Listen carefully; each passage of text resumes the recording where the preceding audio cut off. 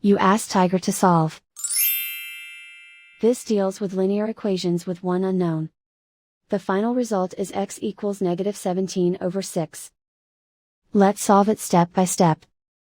Simplify the expression. Group like terms. Multiply the coefficients. Expand the parentheses.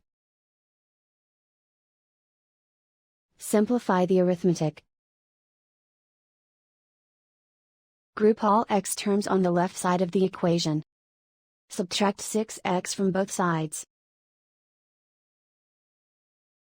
Simplify the arithmetic. Group like terms. Simplify the arithmetic.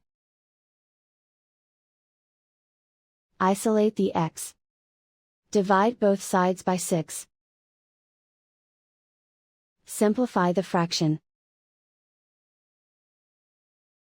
And so the final result is x equals -17/6.